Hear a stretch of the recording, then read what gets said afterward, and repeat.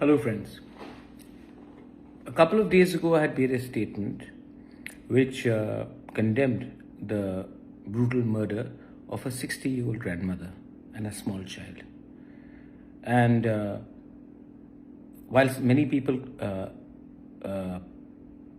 acknowledged that what I had said was right, there were a few people who said, why didn't I condemn the murder and the brutality in which this Mar lady was killed on the 7th of November?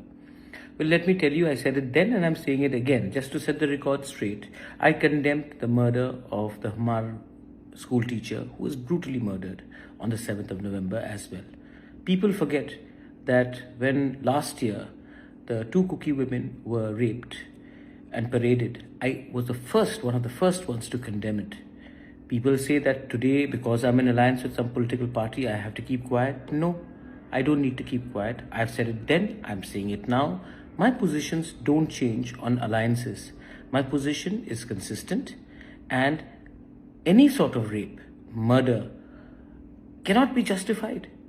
Cannot be justified one way or the other. Do you know a rapist who has raped someone will rape somebody from their own community one day?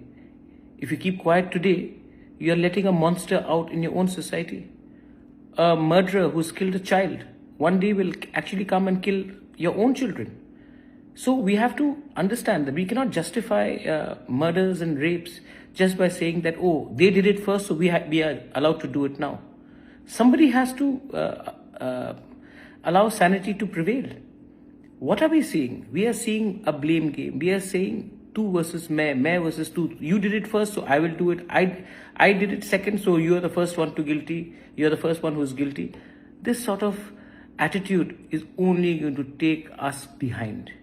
There is no solution with this sort of attitude. Some people say, where is the Congress, where is the BJP? Believe me, nobody from Delhi will come to save you. You have to first save yourself.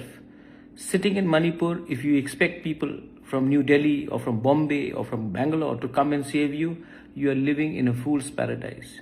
What is our population? 35 lakhs, 30 lakhs, 15 lakhs, 14 lakhs, Meghalaya, Nagaland, Tripura, Sikkim, Arunachal, Mizoram, Manipur. What's our population? It's smaller than one district in West Bengal or UP. On the 23rd, when election results are out in Maharashtra and Jharkhand, the whole country's attention will be there. The media will focus there and people will forget about us. So, if we think that our problems are going to be solved by people from outside, no, it has to be solved within. So that's why I appeal to leaders who are in the opposition and in the ruling government within Manipur. Where is your leadership skills gone? Where is your vision? Sit down. Violence will never solve any problems. Violence will only take your children's future behind. Our next generation is suffering. People whose houses have been burnt are suffering. And if you really want this pain to go away, let's aside politics and bring in statesmanship. So I appeal to everyone who are educated. Let's not fight in the name of tribes. Let's not fight in the name of communities, in the name of religion. What are we doing? We are already a small state, less population. It's happening in Tripura, it's happening in Meghalaya, it's happening in Arunachal, it's happening in parts of Assam. We are fighting for things which we get nothing for. And do you know the strength of Northeast? If we have to be heard, if we have to economically develop, if we have to be a stakeholder in India's growth story, it can only be through collective leadership, collective unity. When people attack us in Delhi or Bangalore or parts of Hyderabad, calling us names, do they know that they are attacking a Naga or a Kuki or a Tripuri or a Khasi or a Garo or a Maitai? They attack us as Northeasterners on our looks, on our food habits. And yet today, while they think that we are similar, we in our own minds and hearts are trying to create further division. Who has created this divide? A few foolish political leaders. Because of their leadership, will we kill each other's family? Will we attack people who were once your friends? So please don't allow them to succeed. And I urge and pray to everyone that when people like us, we try to make a we try to come out with support. We are bulldozed by saying, why are you speaking for a Meitei? If you speak on another subject, they'll say, why are you defending the cookies? I have no vested interest. All I want is peace. All we want is progress. I'm fighting in Tripura, in my Tiprasa Accord, asking for more seats reserved for the people from Manipur.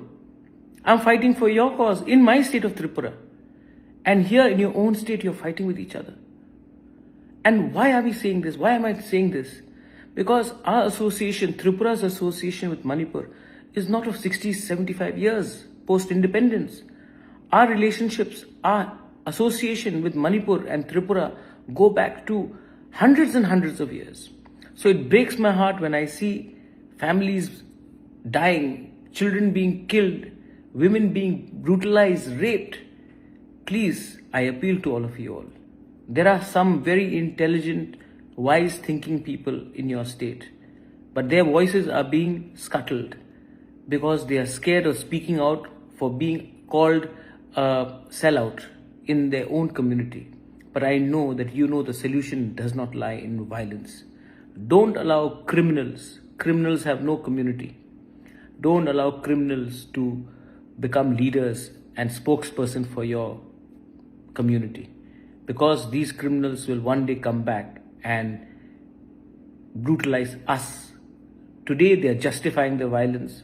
Tomorrow, once they are established, they will come and kill their own. My only appeal to all of you all is, let there be peace, and I wish everyone that sanity prevails in your state of Manipur. I want a prosperous Northeast, a prosperous Manipur, a prosperous India, and that can only happen with humanity and peace and positivity. Thank you.